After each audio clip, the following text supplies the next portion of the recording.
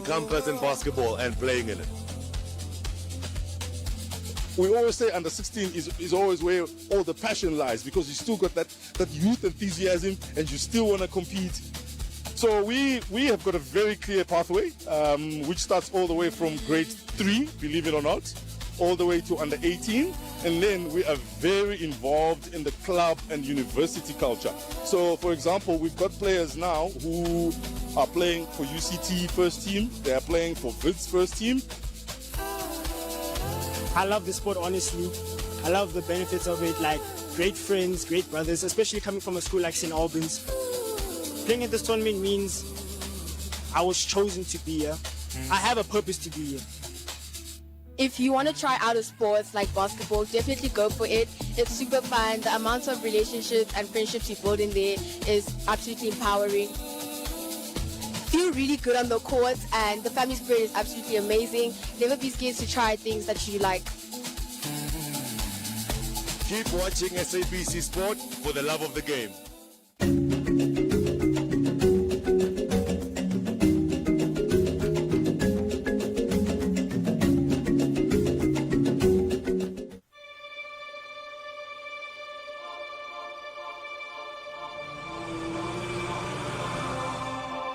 I'm Johnny Clegg on my journey through South Africa's extraordinary landscapes that have inspired artists to imagine and create. I'm circling one of the most powerful of these spaces this week as I make my way in and around the city of Cape Town.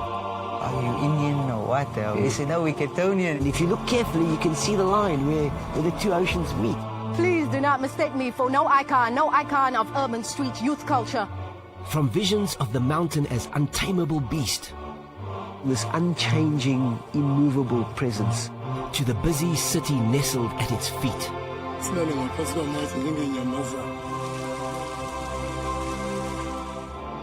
To an artist who hunts its plants like prey. There, look at that. I've never seen that before. From the fields of juicy grapes to harsh, dusty flatlands.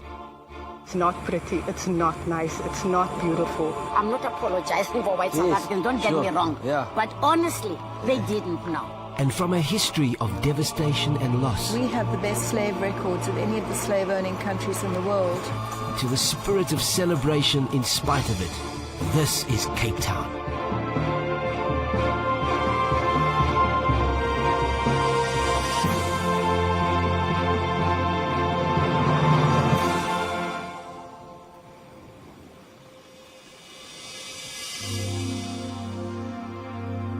Rising up more than 1,000 sheer meters, the distinctly flat-topped Table Mountain has always been an outstanding beacon.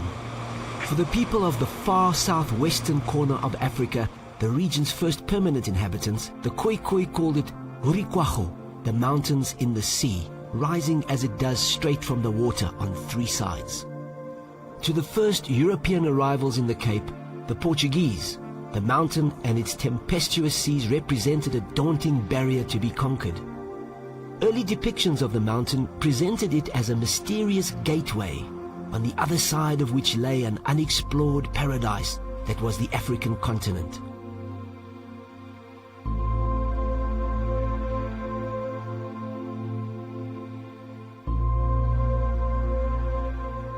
In Louis de Camus' epic 16th century poem, Os Lusíadas, the mountain is personified as the mighty Adamastor, a name that means untamable.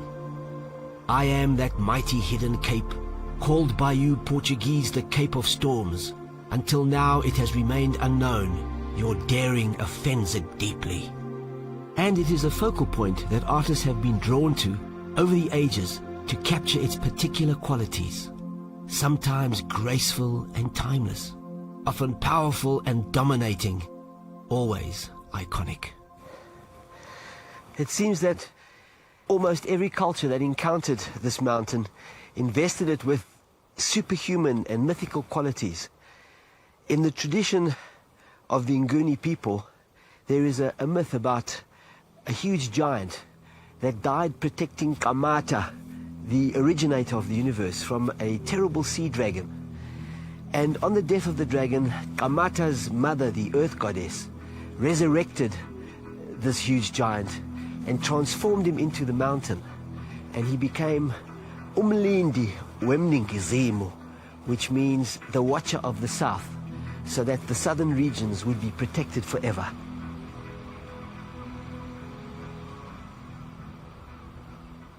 Today, Table Mountain watches over Cape Town, a burgeoning city of more than 3.5 million people. From the earliest Khoikhoi tribespeople to the present time, the mountain has witnessed dramatic changes below, caused by the diversity of peoples who have collided and mixed and struggled in its shadow. There's a kind of a tension between the mountain and the people, the mountain being this unchanging, massive, immovable presence, and the people who are dynamic and always changing.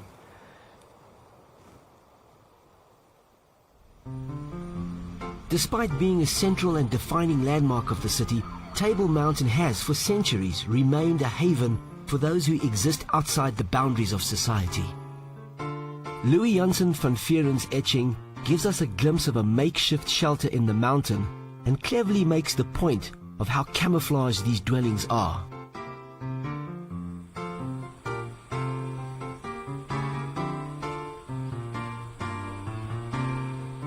Some people shelter in the mountain because they have nowhere else to go, but some actually choose to live there because they have rejected a life of materialism.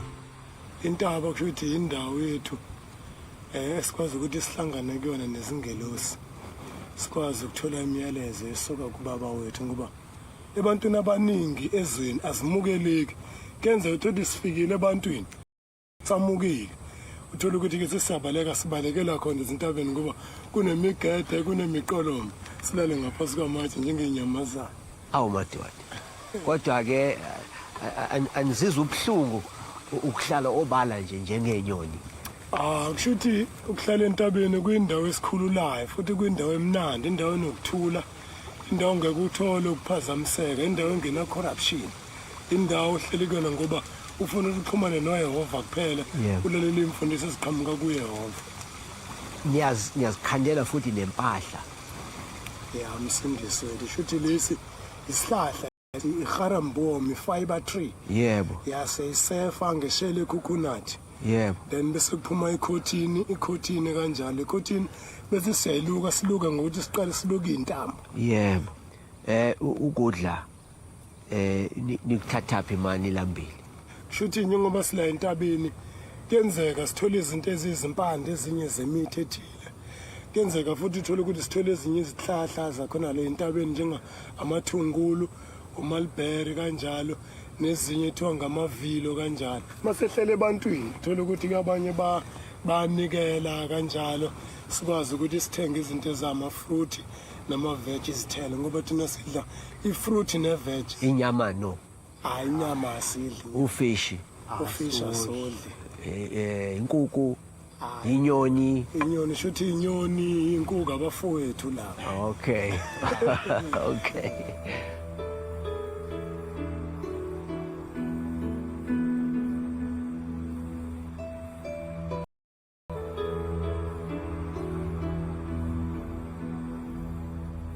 From the giant guarding the earth against the sea to the almost trite postcard picture of Cape Town that we know today, the mountains do different things to different people over the centuries, and in that time, artists have imagined and reimagined this arresting beacon on the landscape, instilling it with multiple and complex meanings. James Ford's Cape Town 20th Century presents the city as a type of staged fairy tale, the mountain as its illustrious backdrop, cradling the Venice-like glistening city below the rainbow, a place of fancy and fantasy. This work engages the historical structure of the city, a classic apartheid scenario where the poor commuted in and out from the distant townships on the outskirts. And Cape Town photographer Jean Brundrit presents a composite series of pinhole photographs where the stereotypical view of Cape Town is subverted by images and symbols of queer identity.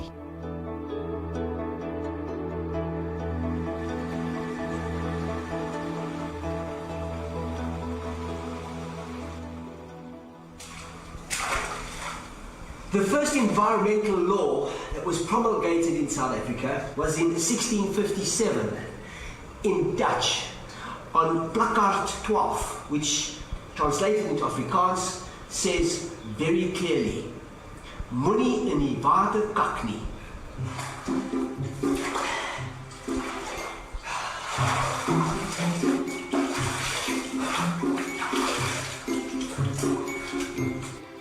The first barriers for European navigators coming to the Cape were, of course, the treacherous storms and seas.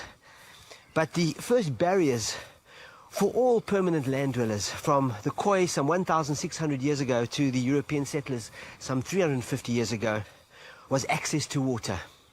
In fact, the location, the shape and the layout of Cape Town as we know it today was determined by this unassuming little patch of land called the Field of Springs, located in the suburb of Oranjezicht.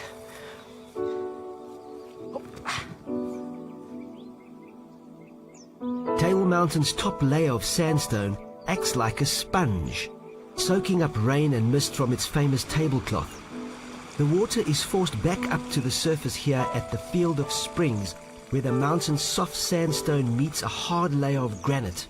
These springs issue over 2.5 million litres of that mountain water every day.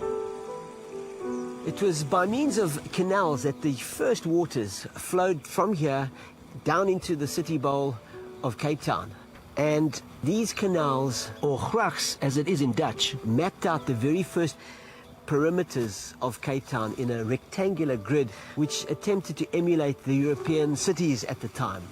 But this being Africa, and the tip of Africa at that, people followed their own nose, and soon they were growing vegetables on the mountain.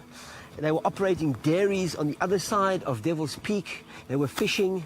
They were mining salt pans as far away as Tiger Valley. And so this boundary of Cape Town remained very fluid. This painting shows the site of the original water pump for the city, located in Green Market Square.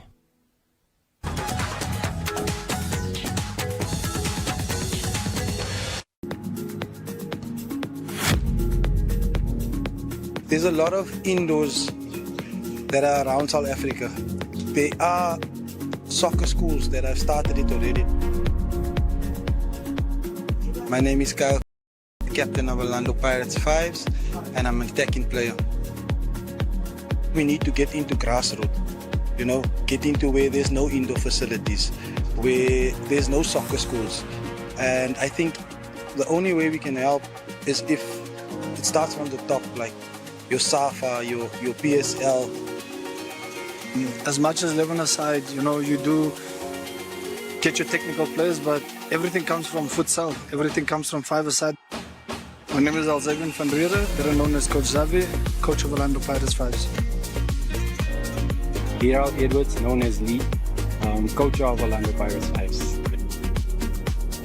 If you look at the 11-a-side, you look at a longer period. Where it comes to the small-sided game, we condition them in shortest times. On this side here, it's more of a family that is, you know, a small family. A small family where you don't have to break so many hearts. 11-a-side, the 11 players love you. The guys on the bench, they're okay with you, but the guys in the stands don't like you as a coach.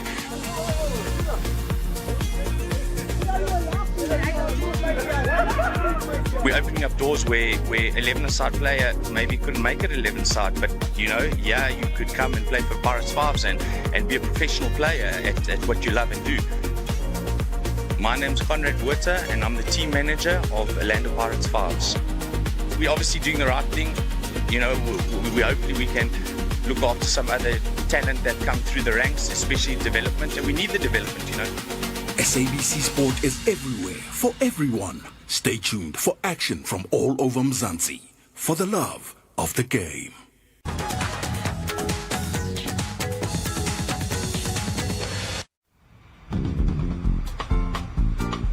Throughout the 20th century, the parameters of the mother city have remained in a state of flux and contradiction.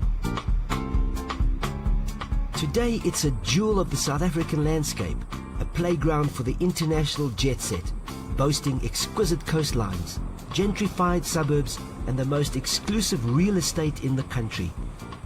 At the same time, it struggles to shrug off its apartheid legacy and is often criticized for the extreme race and class divisions that define its neighborhoods. And yet, through all of her identity crises, the mother city has looked back lovingly at the mountain that shelters her, framing her neighborhoods, buildings, pageants, and memories.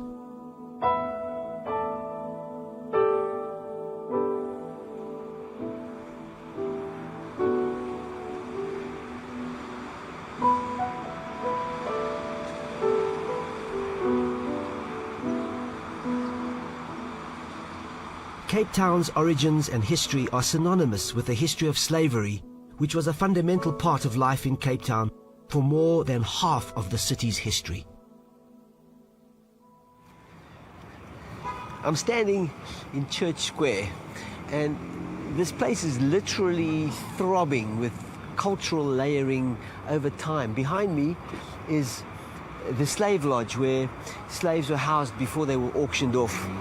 Above the lodge is a coat of arms which dates back to 1814, after the Napoleonic Wars, and Britain is exhausted. And it's a kind of a tongue-in-cheek coat of arms where you see this very tired imperial lion and this very bemused unicorn looking down on the lion. To my right is the plaque of the original slave tree under which the auctions took place. For me, one of the most interesting moments is this artwork by Wilma Cruz and Gavin Young, which has the names of slaves written on to these pieces, and then all the various things that divide people, all the various aspects of politics, of consciousness, of issues.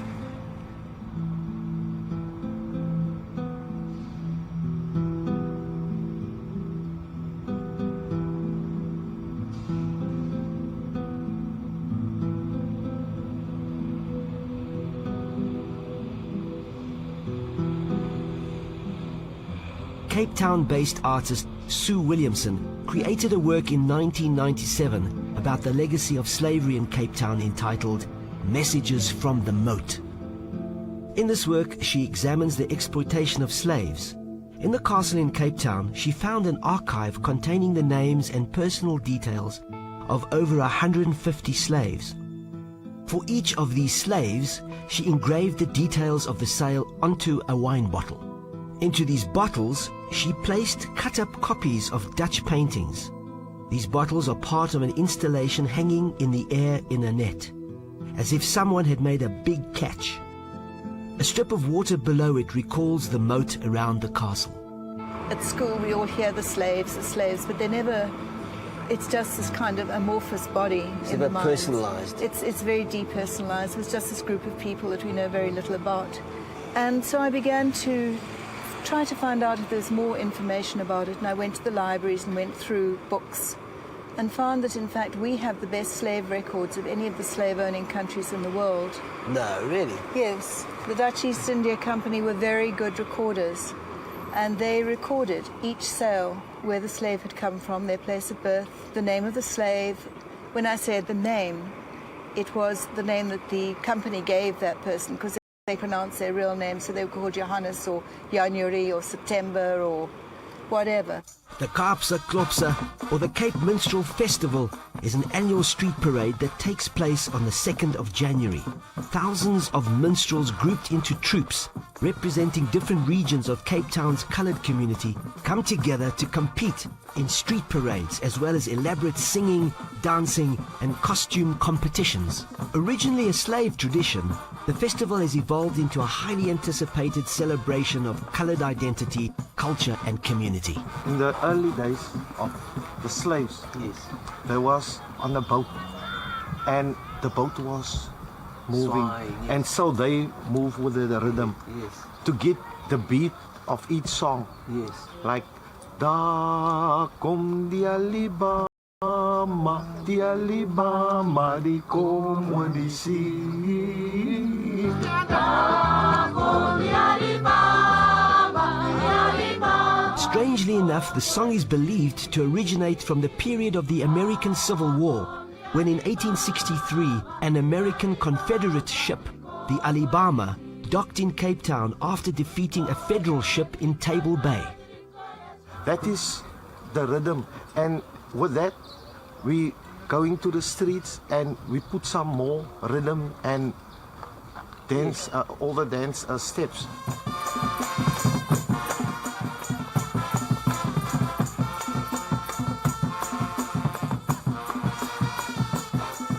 When you see it, it's happy, sad. It's a comic that we say. We call it a moppy. A moppy. A mop is the word. Mop is from. It's a German word. A mop in Germany means joke. You see, sometimes things is very serious, like the song you heard we sing, the Alabama. Yes. It's actually a sad song if you listen to the lyrics. Yes. Because that was in the time of the slaves, you see. Yes. But we made it in a joke. We're telling it in a joke. We dance and to make everything lively, see. According to the history, in the time of the slaves, the faces had to be painted. Reason, so that the people that come visiting the bosses who they work for actually can't recognize that they are sad. So that's why the faces up here was painted.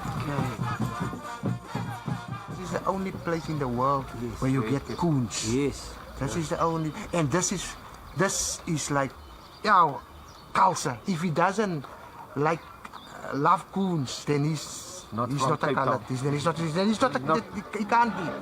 Then he can't be a colored. No.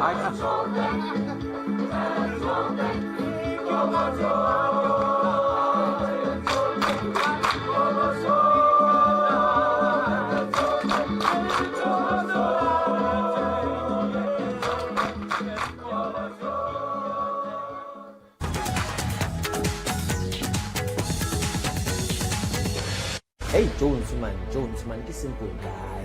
Ke motho wa batho, ha phaphi ha rate dilo. And hey, una lo shapa ke gwababa, especially when it comes to the ladies. Mara ha jumpisi, he tries really hard. I chafe right. Living every beat.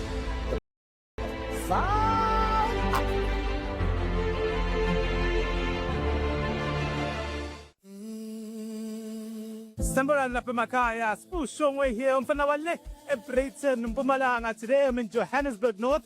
This is the St. Stephen's College Under-16 basketball tournament. 20 boys teams, 20 girls teams from all over Southern Africa. Mpumalanga, Zimbabwe, Mpumalanga, Eastern Cape, Mpumalanga, Free State, Rebelai, Gauteng as well, and of course KZN as well. You've got teams like Hilton College, Kersley, Michael House, and St. Charles as well, including the host, of course, St. Stephen's College. I think basketball has also grown so much in schools that it has been a huge aspect in terms of raising a boy or a girl child. So the discipline, the motivational part of it, the teamwork, it all encompasses in basketball and playing in it. We always say under-16 is always where all the passion lies, because you still got that youth enthusiasm and you still want to compete. So we have got a very clear pathway, which starts all the way from grade 3, believe it or not, all the way to under-18. And then we are very involved in the club and university culture. So, for example, we've got players now who are playing for UCT first team. They are playing for Wits first team. I love the sport, honestly. I love the benefits of it, like great friends, great brothers, especially coming from a school like St. Albans. Playing at this tournament means I was chosen to be here. I have a purpose to be here. If you want to try out a sport like basketball, definitely go for it. It's super fun. The amount of relationships and friendships you build in there is absolutely empowering. Feel really good on the court, and the family spirit is absolutely amazing. Never be scared to try things that you like. Keep watching SABC Sport for the love of the game.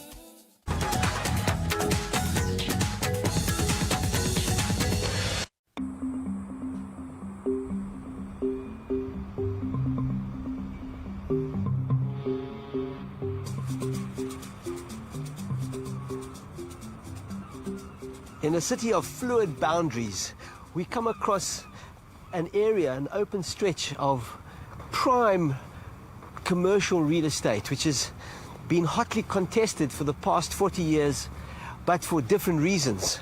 It is District 6, once a diverse and flourishing cultural hub of music, language and fashion, which defined the character of the city. Because of its proximity to the harbour, District 6 was a melting pot of coloured Muslim, black, white and Asian populations who lived side by side for most of the city's history. Then, in the 1970s, the apartheid government declared it an all-white suburb and began the brutal and dramatic forced removal of over 60,000 residents to far-lying areas. Most of the original buildings were demolished, and today the region remains an open scar on the city's landscape.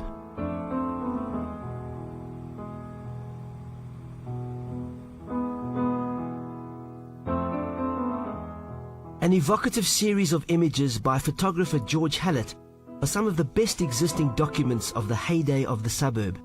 These poignant images are at once a celebration of the vitality and diversity of a bygone era, as well as an indictment of one of the darkest periods of the city's history.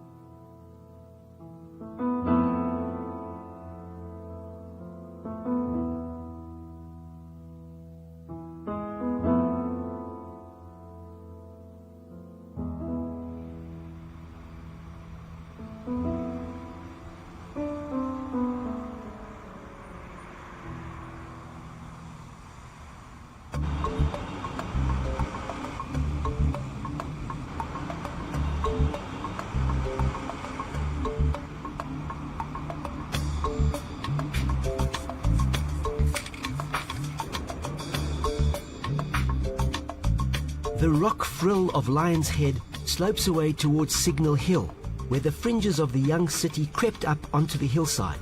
It was later to become the suburb of Bo-Kaap.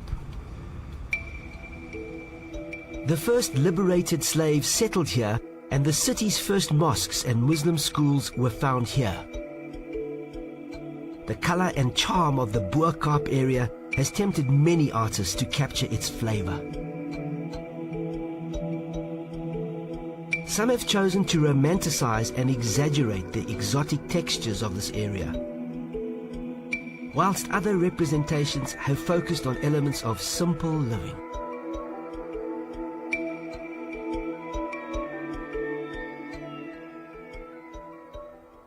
Legendary Cape Town author and poet James Matthews was born and raised in Bo-Kaap, which was also one of the city's only mixed-race suburbs that escaped the forced removals of the apartheid era. James, this is the place where you were born? Yeah, 136 of Market Street. 138 was also Xhosas.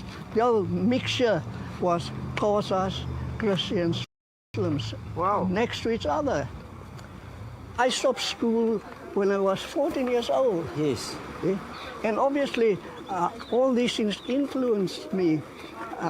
At that stage, I wasn't writing political stories, but all my short stories, these areas flavored my stories. Yes. Here, you can't see it now. It used to be an alleyway, but the houses inside.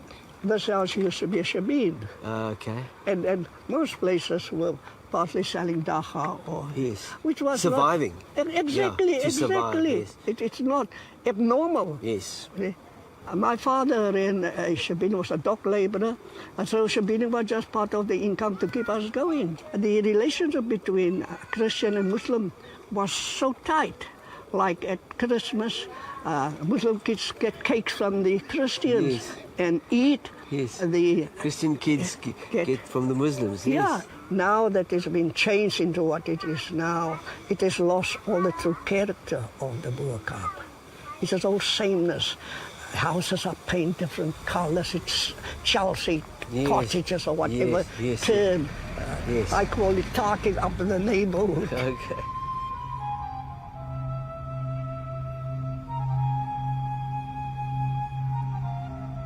Islam has deep roots in Cape Town, brought here by slaves and by political exiles from Islamic countries, although it wasn't permitted until 1797. In the 1790s, Friday prayers were held at the quarry below Signal Hill. But by 1860, the influences of the Ottoman interpretation and to affect and influence dietary rules, dress codes, and doctrine.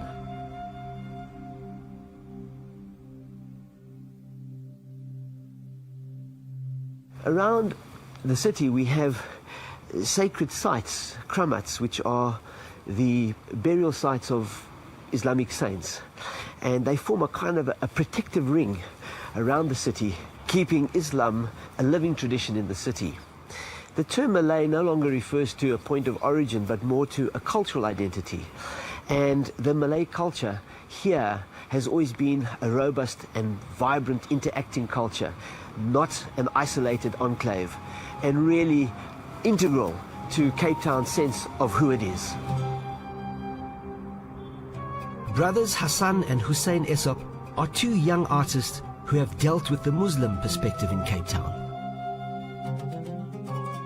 We brought up in a traditional Muslim home, and I think that forms a large part of our identity, especially in Cape Town, where we have a lot of cultures, a lot of people, diversity, mixing. You kind of have to hold fast into your beliefs. In popular culture, this is a away from religion. This is a practice of a new kind of lifestyle, and what is happening today is that the youth are being caught up in this lifestyle, and in doing so they're sacrificing a part of themselves. They're sacrificing their identity, their religion, their tradition, their forefathers' teachings, you know. In the brothers' photographic images, various dichotomies of contemporary Muslim life are shown in what looks like documentation of real events. On closer examination, the work reveals itself to be carefully constructed composites, with each of the different characters being portrayed by one of the identical twin brothers themselves. We want people to see how easy it is to manipulate visual imagery. What you're watching on TV is not always the truth. You can watch it, but be conscious of it, you know. Question what you're looking at.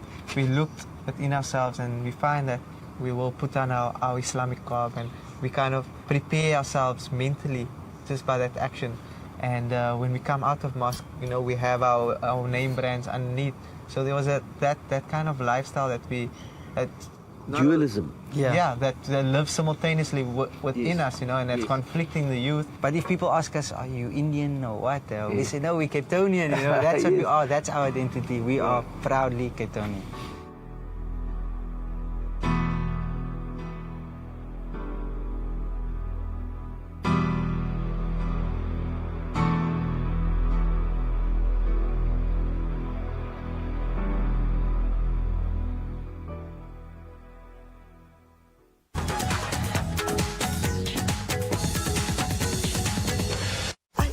My day at Club Gugas. There's a huge big guy. And in the softest of voices, please help. I'm like, I'm not your therapist. Oh. And then he whips out 2 suitcases. And he says, choose one to seal the deal.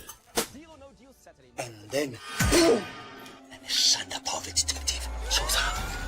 This is a drug bust. Next thing I know, the news crew was in my face. What is the dwellings? You know me, a blog fan on say Yamal. And then a kid starts following me around like she's looking for his stepfather. And this time he sits on my legs like this. As if, hey, waar is my cunt? As if I kidnapped her. I hope she didn't follow you home.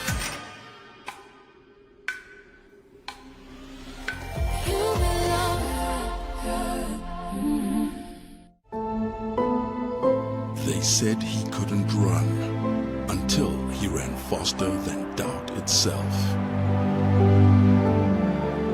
She turned every limitation into liberation, one serve at a time. The US Open win marks Manjane's second Grand Slam title of the year, adding to her victory in June at the Roland Garros.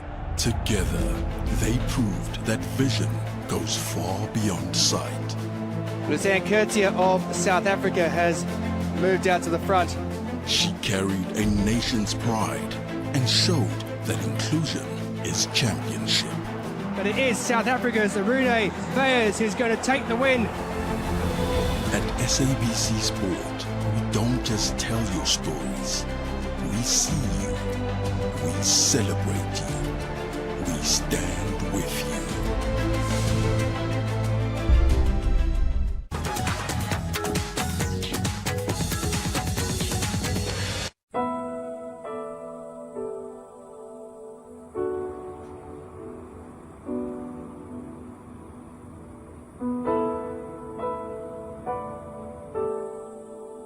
From Cape Town, Table Mountain looks like a monolithic block of stone.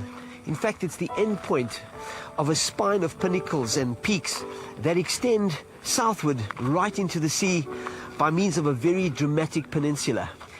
And it's not only stone and sand, it in fact is a system which supports a very unique ecosystem, the Fynbos family. And in this area, which is 470 square kilometers, we find 2,256 species of plants. This is more separate species than you find in the whole of England. And on the top of the mountain, which is 60 square kilometers, we find some 1,470 separate species.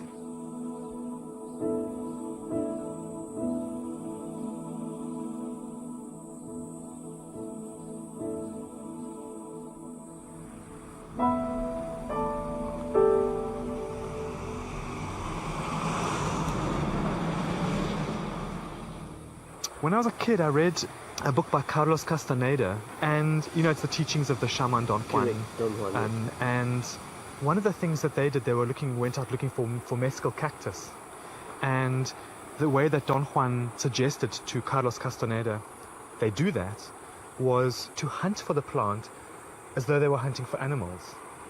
And so you just walk really slowly and quietly. And apparently one's body and one's brain actually change in a situation like this, and something takes over that focuses one's attention on very small things.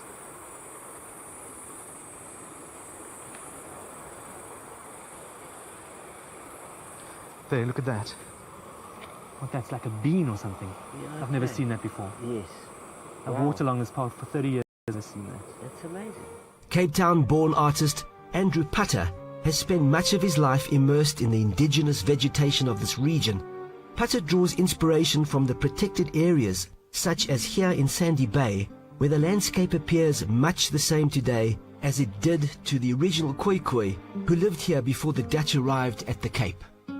In these photographic works, Putter plays with the intersection of Khoi and Dutch culture.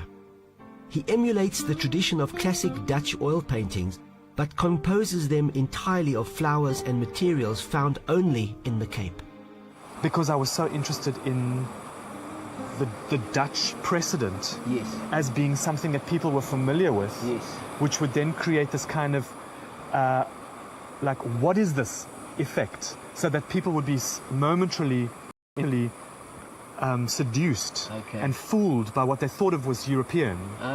And discover it was African. And discover that it was entirely African. Entirely African. Yeah. Every single plant, every flower is... The vessel, the rock, the shells, everything, the insects, everything is from the Cape.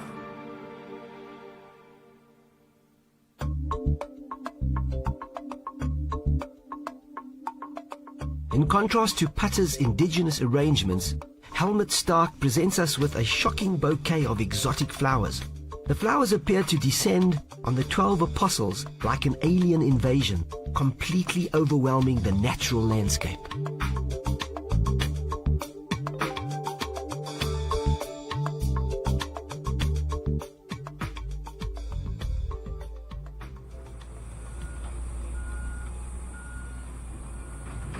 The breathtaking beauty of the Cape Peninsula, famous the world over, and has in the last few decades been developed extensively.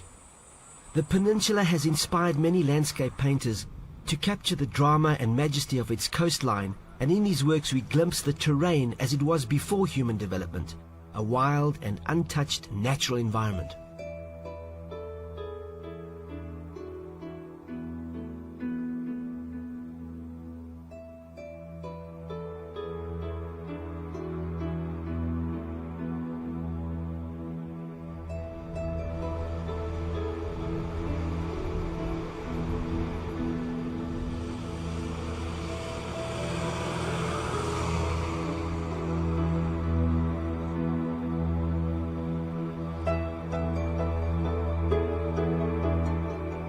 Wild, stormy and treacherous to early ships that attempted to dock here, the beautiful and fearsome Cape Point has over centuries become a place of legend.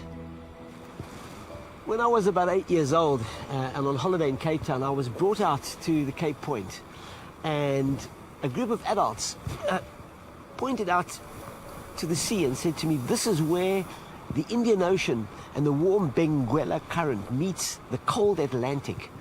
And there's a line. If you look carefully, you can see the line where the two oceans meet. The sea was very choppy. I tried to look and see, and I kind of thought I saw a line, and I said, yes, I did, and they were very happy that I'd found the line. And subsequently, it's a little bit like the Tooth Fairy. It's a lie. This is all the Atlantic. And Cape Townians tend to exaggerate a little bit. You'll say to them, you know, the sea's freezing, you can't swim in it. They say, no, it's fresh. If you tell a Cape Townian that the weather is unpredictable, they say, no, it's not, it's moody. But you know what, we can forgive the Cape Townians for this rush of blood to the head, because this landscape is so breathtakingly beautiful and extraordinary. From the unique fauna, flora, the geology of the mountains around the place, that, you know what, I can actually see the line. Cape Point peers so steadfastly out into the greatest loneliness on earth, the ever-circling, uninterrupted, driving emptiness of the Southern Ocean beyond.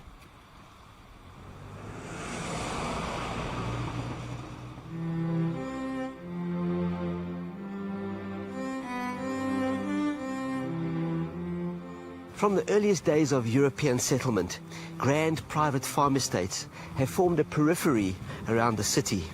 These luxuriant, exclusive spaces, with their unique architecture, their gourmet cuisine, their elaborate gardens, and of course wine, form an iconic feature of the city's landscape.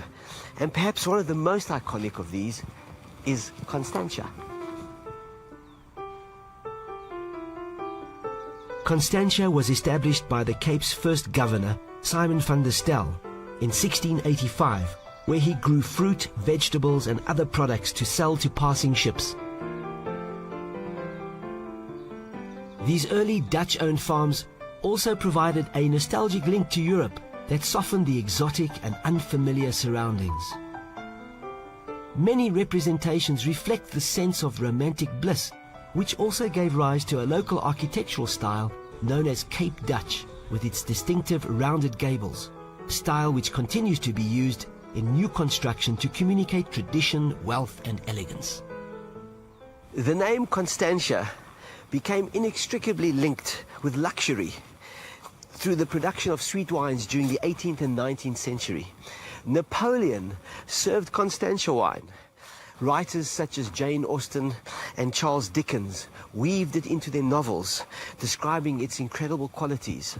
Apparently, if drunk in moderation, it elevated one's moral character, but if drunk excessively, it lowered them. And Baudelaire, the great French poet, also wrote a poem to Constantia wine. Singular deity, brown as the nights, scented with the perfume of Havana and musk, work of some Obeah, Faust of the savannah, witch with ebony flanks, child of the black. I refer to Constance, to opium, to nuit, the nectar of your mouth, upon which love parades. Of course, in those days, the wealth and the ease enjoyed by farm owners was made possible by the labor of slaves and indentured laborers. Most of them were housed under very poor conditions, and their days were filled with heavy labor and little else. The second owner of Groot Constantia married the descendant of a slave. Her name was Anna de Koning. But this elevated position for a slave or her descendant was the exception rather than the rule. In contrast to famous tourist landmarks like Constantia, there is a massive region of the city that remains all but hidden from view. These are the Cape Flats. Previously uninhabitable marshlands, the flats became a dumping ground for black and colored residents relocated during the forced removals of the 70s and 80s. Literally flat and exposed, the area is well known for unforgiving wind and rain. These stark, arid, wind-blown neighborhoods have been represented by one of Cape Town's most respected veteran artists, Peter Clark. Sharp, angular planes, a limited use of color, and life and weather-worn characters speak eloquently of the hard existence this area offers up. Please do not mistake me for no icon of urban street youth culture. I am fashionably anti-conformist, buying my clothes at the corner of Hippie and Hobo, just past the intersection where punk meets Rock Street. I am not anti-government, anti-establishment, but I will continue to question our status quo, because as far as I know, even democracies such as our own need their policies to be challenged, though. In relation to the picture that people always see of Cape Town, you know, the beauty, the sea, mountain, whatever, the real story is here, you know, Yes. of how people grow up and the challenges and issues they have to face on a daily basis. And it's not pretty, it's not nice, it's not beautiful. And it's very also racially based, the way Cape Town is still set up. You can see it clearly, okay, this is your black area, or colored area, whatever you want to term it. Yeah. And, you know, then this is your area for your tourists and that kind of thing. And people really haven't had the opportunity to sort of really take back the city. These are the things that I'm faced with, you know. So I tend to write about those topics, you know. And I think as an artist you have a huge responsibility to actually try and either guide people or motivate them or, you know, and do something positive.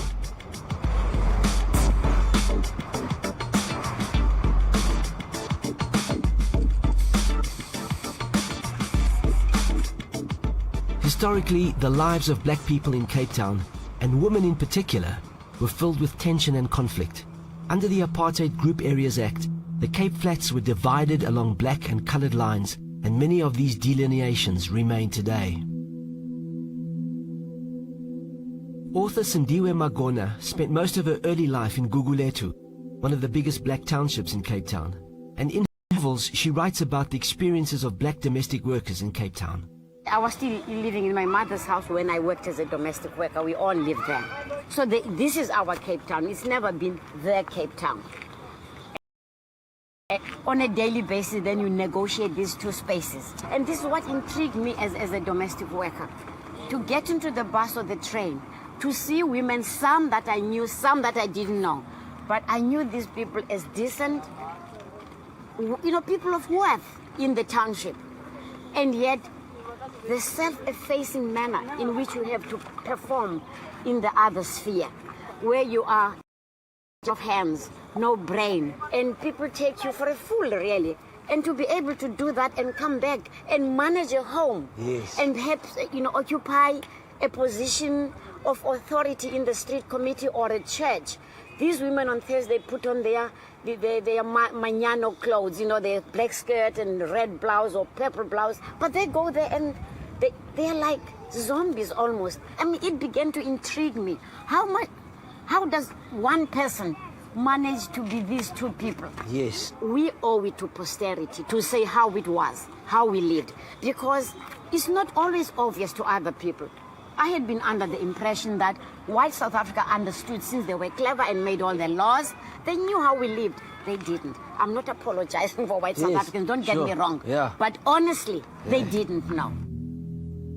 The further away the train moved from Cape Town, the less impressive the buildings began to look. A tin shack location, sprawling as far as the eye could see, awaited us. Another renowned artist who spent many years living in the townships of the Cape Flats was Gladys Mgudlandlu. Her unique expressive landscapes, people, fauna and flora, painted with her signature bold, vivid colors, are overlaid by influence of Xhosa folklore.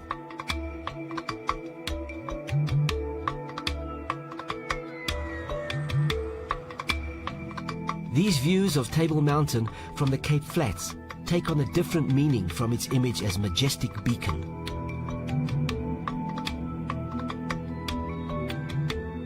In this painting by Ricky Dialoy, the mountain becomes a frame and a backdrop to a great daily hardship.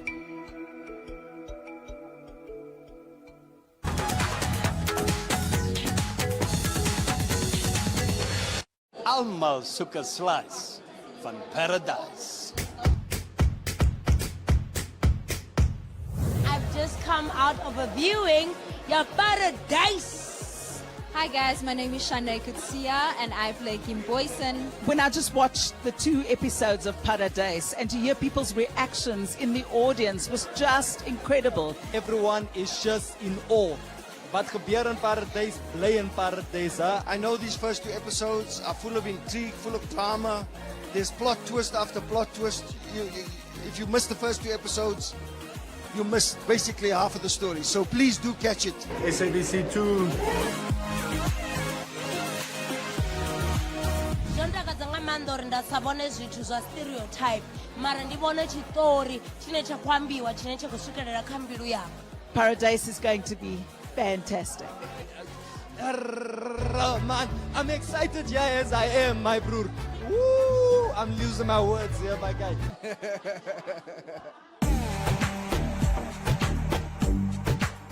I'm a fan that gets to work with some legends that he's always been admiring. Shout out to Mr. Elton Landru, Reggie Afki, Zayn Mias. Never done a telenovela before. This is going to be different. This is hometown stuff where I come from, Westbury, Aldos, Noordgesig. You know, even the Cape Flats are going to find someone that they can relate to in the story. That's what's so exciting for me. Thank you for putting us on your televisions. Thank you for telling our stories. We give our hearts in every single offering, in every single scene. We hope you enjoy it. Catch it on SABC2, 7 o'clock every day. Don't miss it.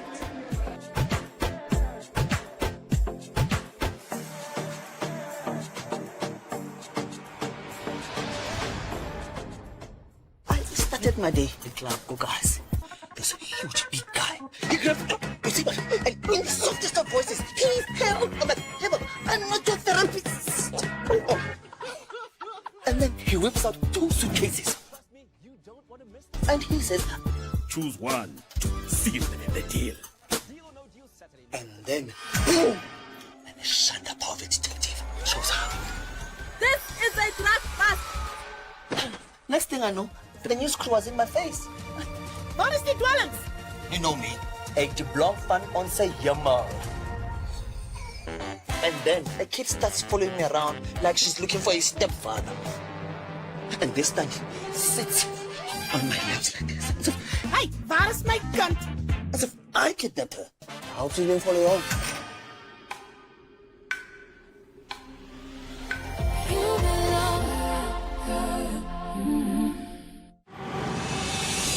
Mafhungo andemesa ndi akwama u vhone ngeyo hayani. Mafhungo a vhumbaho matshelo avhuḓi ha lushaka. Mambi woṱhe a vhathu a thoma fhano.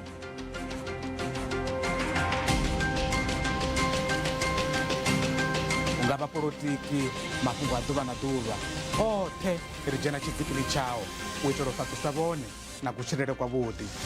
Ndi ngazwo ri tshi tou vha ḓela henefho hune vha vha hone, gai kana gai. A ro swika Guyuni ri nḓilani yeyo ya muvhunduni wa Tshianzwane. Zwa maramani ndi ḽone dzomo ḽashu sa vhavenḓa, mafhungo aya ndi a vhona kha zwa maramani. Kha vha ṱangane nga nṋe ndi Vhuyafi Maṱhoḓe maḽavhuraru nga iri ya malo madekwana khathihi na nga maḽavhuna hune ra ḓo vha ri khou dovholola hone nga hafhu bva kha wara ya vhuvhili masiari kha SABC 2, SABC Plus na SABC Lehigh.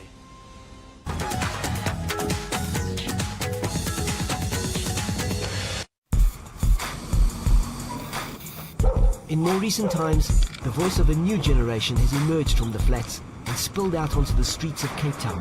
A vibrant visual language that is bold, unapologetic, and engages actively with the city and its people.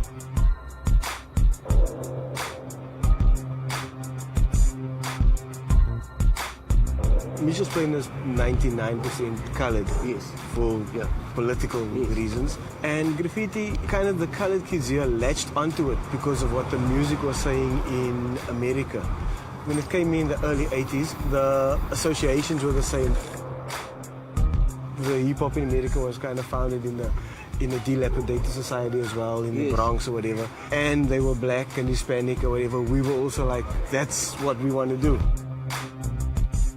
We never understood graffiti then. What we thought it was doing social conscious messages. Everywhere we went, we'd rather do avoid drugs or stop the violence or save the ozone. Because we thought that's what it was. Because that was the music we were listening to, like Public Enemy, KRS-One.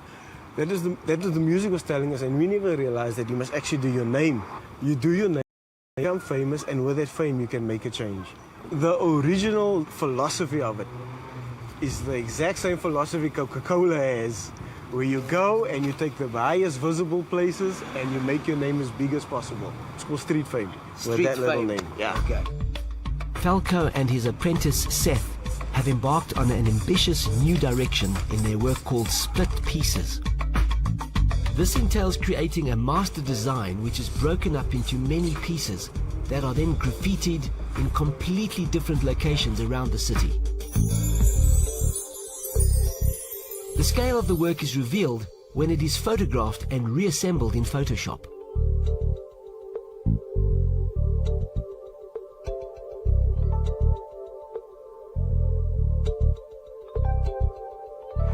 Artists are recognized by their style, right? So that is my style. My style of it is my style of film.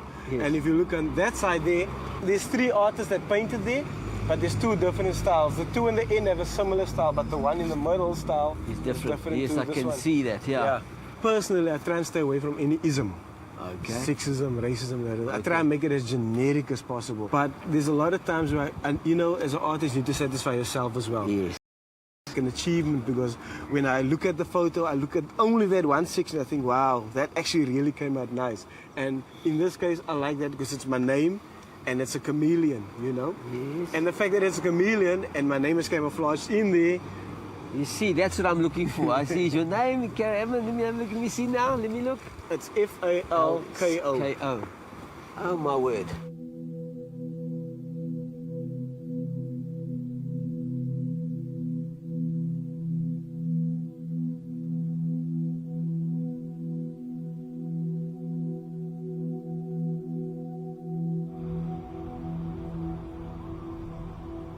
The allure of Cape Town is difficult to define, but its essential energy lies somewhere between the social and political challenges of the city and the immense and overwhelming pleasures of its idyllic setting.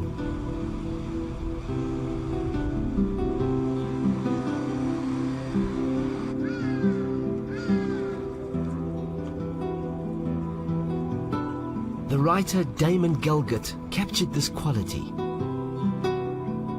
Some floating dreamy vista draws the eye, while a more powerful gravity weighs down the feet.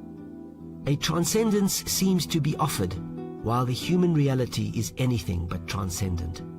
This conflict, this push-pull of the eye and heart, is what keeps one forever on the threshold. One is here, but not entirely present.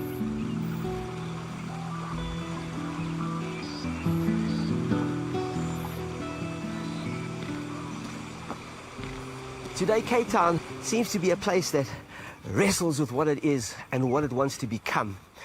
There's all this natural beauty, the weight of it, pulling against the city and all its problems. And it seems to be that the city makes a demand on its inhabitants to actively stake their claim. Jeremy Cronin put it like this in his poem: "That beautiful, desolate city of my heart, where if staying on were passive, life wouldn't be what it is."